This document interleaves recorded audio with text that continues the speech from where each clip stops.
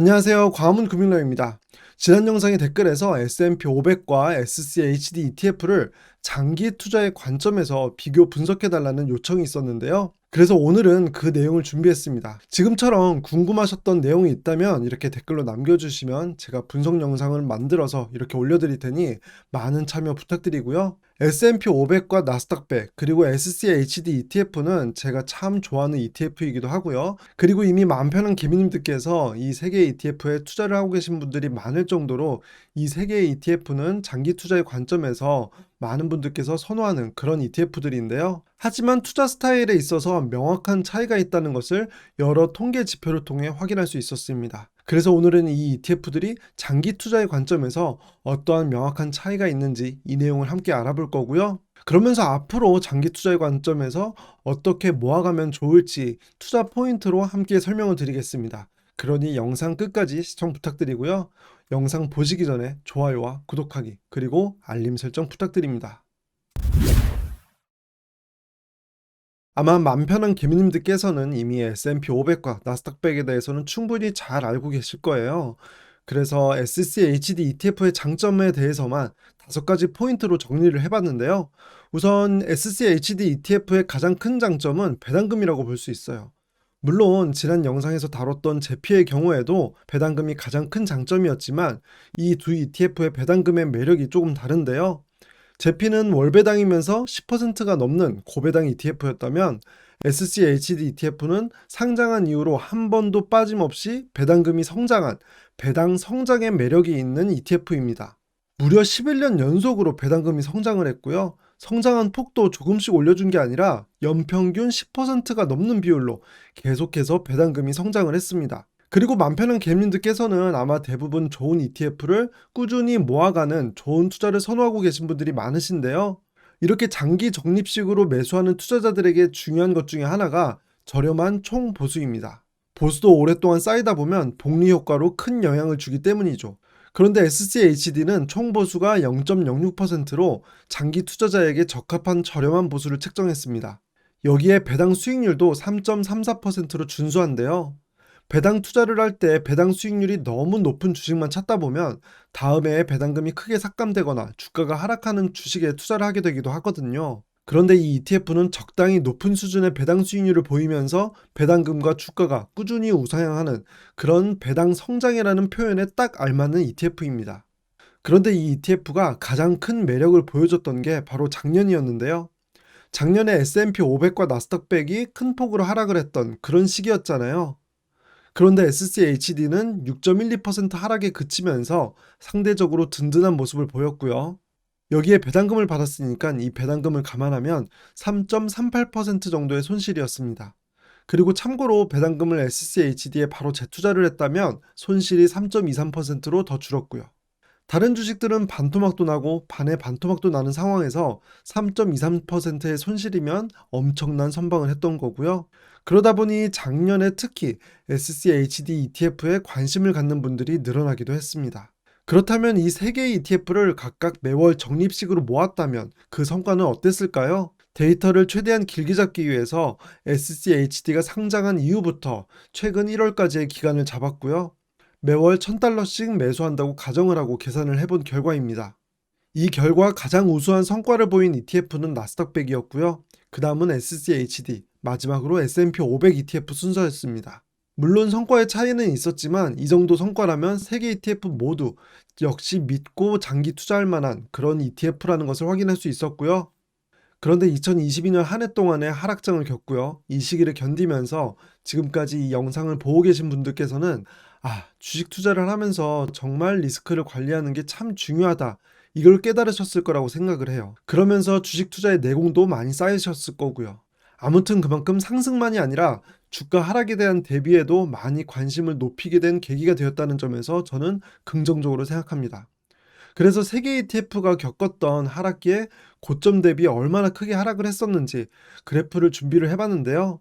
그래프가 아래로 내려온 폭이 크면 클수록 하락폭이 컸다는 것을 의미합니다.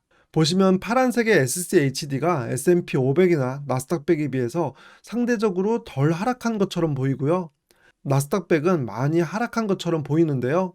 특히 작년의 하락기 때의 결과 때문에 이런 차이가 더 두드러지게 나타나는 것으로 보입니다. 그런데 정말 이 전체 데이터를 보고 SCHD는 하락기에 잘 방어한다고 이렇게 결론을 내려도 괜찮을까요? 제 기억으론 코로나19 때 주가가 폭락할 때는 빅테크 기업들의 비중이 높았던 나스닥백이 가장 하락폭이 적었거든요.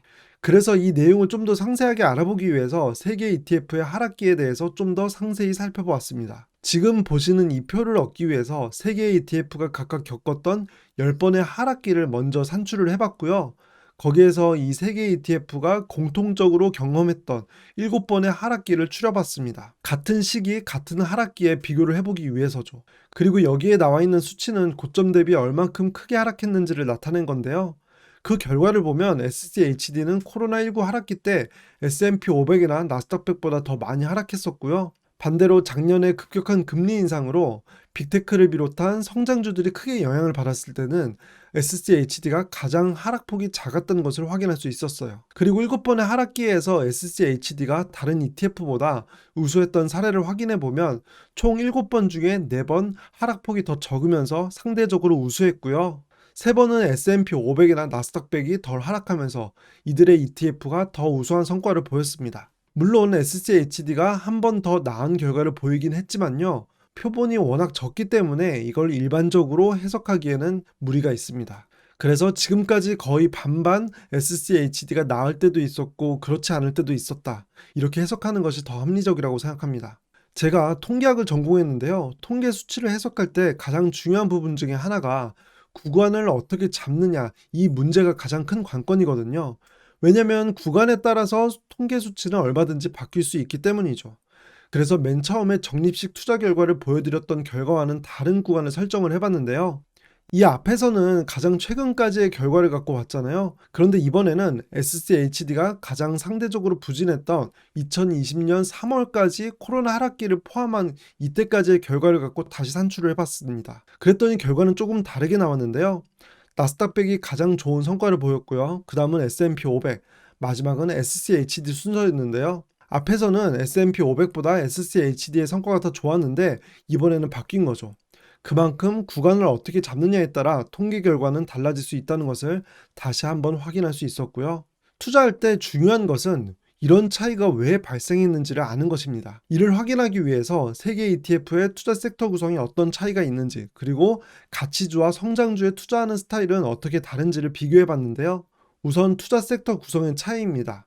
보시는 것처럼 섹터 구성에서 가장 큰 차이는 산업재와 정보기술 그리고 방어소비재 섹터에서의 비중 차이였어요. SCHD는 상대적으로 산업재와 방어소비재 섹터의 비중이 높았고요. S&P 500과 나스닥은 이 두 섹터의 비중이 낮은 대신 정보기술 섹터의 비중이 높았습니다. 투자 스타일에서는 이 차이가 더 뚜렷하게 나타났는데요. SCHD, S&P 500, 나스닥 100 순서로 가치주의 비중이 높아지고요. 반대로 성장주의 투자 비중은 낮습니다. 산업재와 방어소비재 섹터에는 가치주의 비중이 높고요. 정보기술 섹터에는 거의 성장주로 구성되어 있는 것이 이런 부분을 반영해준 결과로 보이고요. 작년에는 섹터별로 수익률에 큰 차이를 보인 한 해였는데요. 그래서 이렇게 섹터 구성이 다른 결과가 성과에 있어서도 큰 차이를 불러왔습니다. 노란색이 방어소비재, 파란색이 산업재, 빨간색이 정보기술 섹터의 주가 흐름인데요. 보시면 방어소비재 섹터는 2.84%의 하락에 그쳤고요.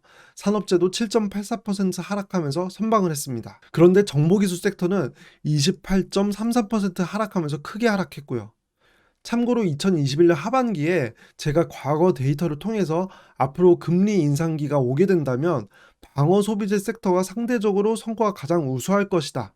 금리 인상기에는 방어 소비재 섹터에 관심을 가져야 한다고 영상을 올리기도 했는데요. 그리고 댓글로 다른 의견 주신 분이 있었지만 제 근거를 명확하게 말씀을 드렸고요. 그 결과와 일치한 결과를 얻게 되어서 참 뿌듯하네요.